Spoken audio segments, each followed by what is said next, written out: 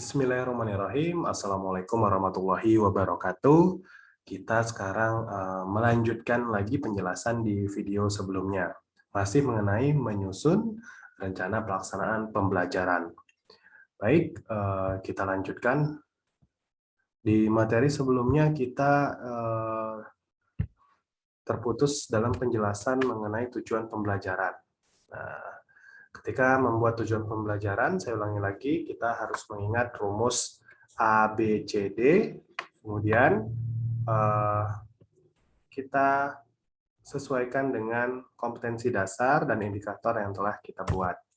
Nah, di contoh sebelumnya kita sudah memiliki KD mengenai dan ini ya, dan indikator terkait tentang membandingkan sumber energi. Membandingkan sumber energi. Nah, ini kita baru behavior-nya, atau ini adalah kemampuan yang akan dicapai. Nah, kalau itu kita kurang audiensnya, yaitu adalah siswa. Nah, maka kita gunakan siswa dapat membandingkan sumber energi bla bla bla, nanti sesuaikan dengan KD atau indikatornya. Kemudian jangan lupa ada degree, yaitu tingkatan perilaku yang diharapkan. Ini adalah tingkatan perilaku yang diharapkan. Biasanya kalau membandingkan itu dengan tepat ya. Dengan tepat. Nah, apa yang kurang di sini? Sudah ada audiensnya, sudah ada behavior-nya, sudah ada degree-nya. Yang kurang adalah kondisinya atau aktivitas yang akan dilakukan dalam pembelajaran. Nah, aktivitas yang akan dilakukan dalam pembelajaran ini bisa kita tulis setelah melakukan kegiatan, misalkan apa ya, atau setelah melakukan praktikum, boleh, atau setelah menonton video. Jelas ada aktivitas yang dilakukan oleh siswa itu apa. Nah, jadi sama halnya dengan contoh di atas. Ya, siswa dapat menyebutkan anggota tubuh setelah melihat gambar dengan tepat. Berarti ini adalah audience, kemudian dapat menyebutkan anggota tubuh adalah behavior-nya. Kondisinya apa? Aktivitas yang dilakukan adalah melihat gambar. Setelah melihat gambar, tingkatan perilaku yang diharapkan itu adalah dengan tepat, karena menyebutkan ya, kalau menyebutkan itu dengan tepat, dengan benar juga boleh. Nah, ini cara atau panduan untuk merumuskan tujuan pembelajaran, nanti dibaca pelan-pelan sambil menyimak video ini. Baik, kita kembali lanjutkan untuk menyusun rencana pelaksanaan pembelajaran. Baik, dari atas sudah kita isi, sudah sampai ke tujuan pembelajaran. Nah, ini ada kompetensi, sikap sosial, pengetahuan dan keterampilan. Ini cara ngisinya adalah sesuaikan dengan KD-KD-nya ya. Nah, nanti di sini juga bisa. Tapi ada juga permintaan ataupun biasanya yang diminta tidak sampai ke kompetensi sikap dan sosial, tetapi hanya pengetahuan dan keterampilan saja, KD3 dan KD4. Nah, ini nanti disesuaikan dengan sekolah atau tugas teman-teman masing-masing, Bapak Ibu sekalian. Materi pembelajaran silakan isi materinya apa saja ya. Berisi materi apa saja, ini berupa penjelasan singkat ataupun semacam kisi-kisi materi ya, rangkuman materi, kira-kira materinya apa yang ada di sini. Misalkan tadi sumber energi, mungkin di sini sumber energi itu apa, bentuknya apa, ya itu yang akan dibahas terkait sumber energi itu apa, ada di materi ini. Nah, lanjut ke metode. Metode pembelajaran kalau kurikulum 2013 pendekatannya menggunakan pendekatan saintifik. Bapak Ibu jangan lupa pendekatan saintifik itu identik dengan 5M ya. Buka lagi catatannya, 5M itu apa? Nah, jangan sampai lupa ya. Saya tidak akan menjelaskan lagi. Ini jadi catatan penting. 5M itu apa harus diingat kembali. Kemudian model. Model ini yang akan mengisi langkah-langkah pembelajaran. Jadi model ini nanti menentukan langkah pembelajaran ya. Nah, jadi ini menentukan langkah-langkah pembelajaran.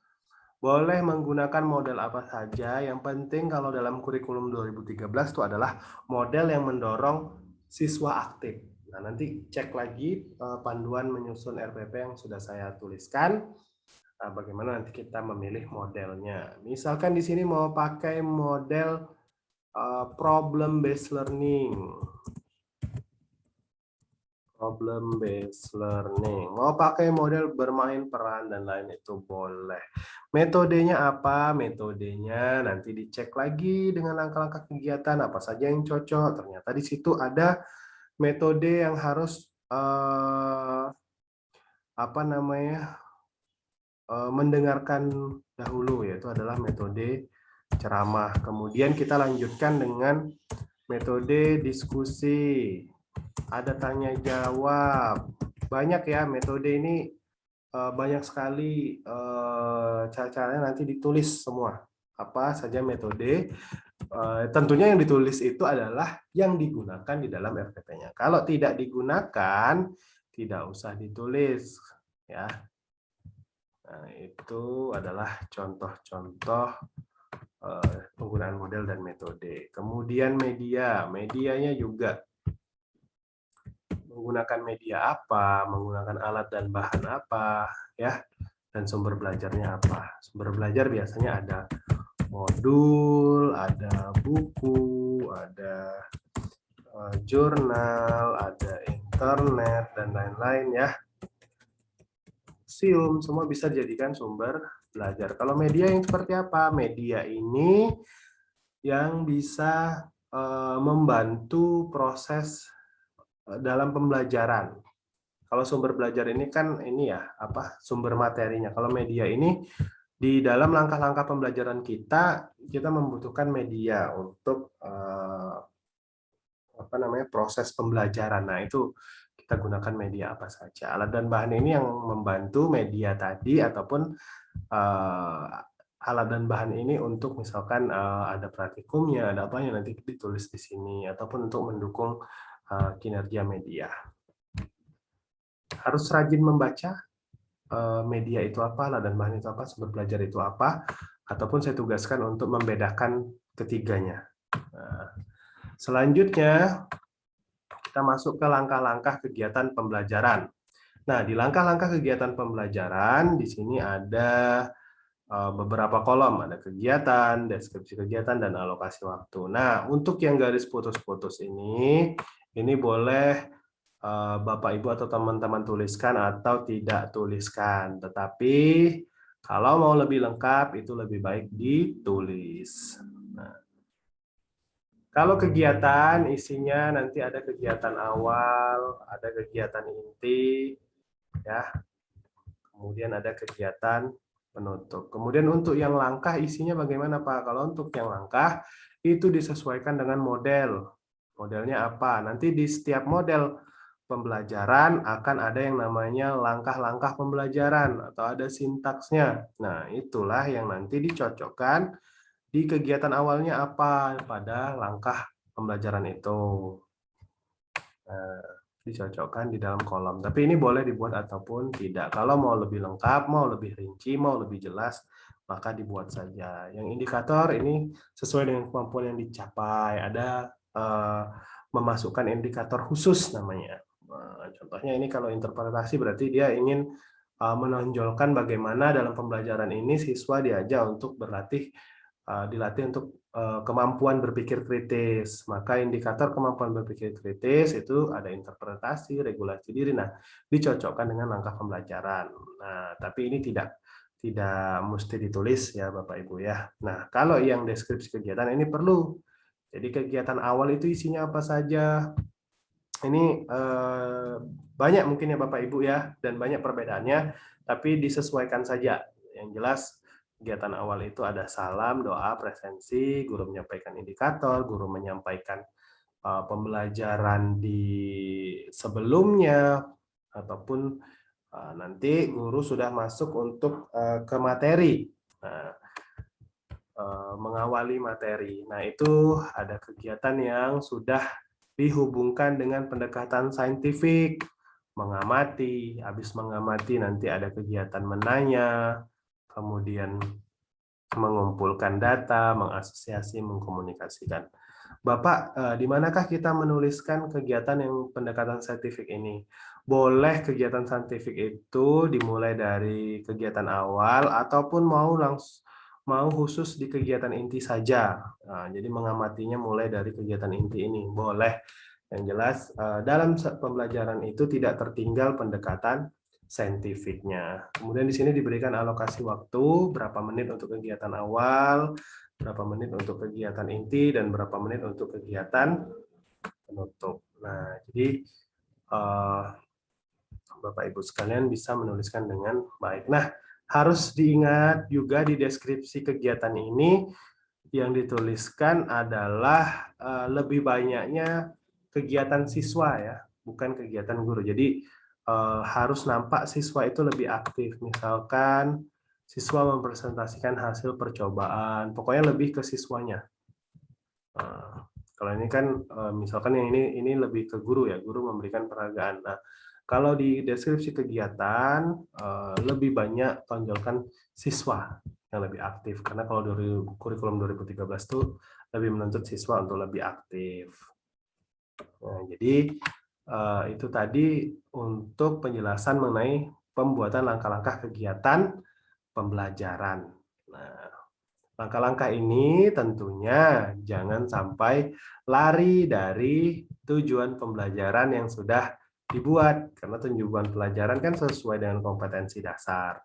Jadi kegiatan-kegiatan di sini jangan sampai tidak sesuai dengan tujuan pembelajaran yang sudah Bapak Ibu buat. Kemudian untuk penilaian itu nanti ada bentuk khususnya, penilaian seperti apa yang akan diberikan. Nah, ini sesuai dengan Bapak Ibu sekalian. Nanti saya juga akan berikan panduan penilaian yang terbaru. Jadi itu saja untuk penyusunan rencana pelaksanaan pembelajaran. Mudah-mudahan dapat dipahami dan dapat diaplikasikan dalam membuat rencana pelaksanaan pembelajaran.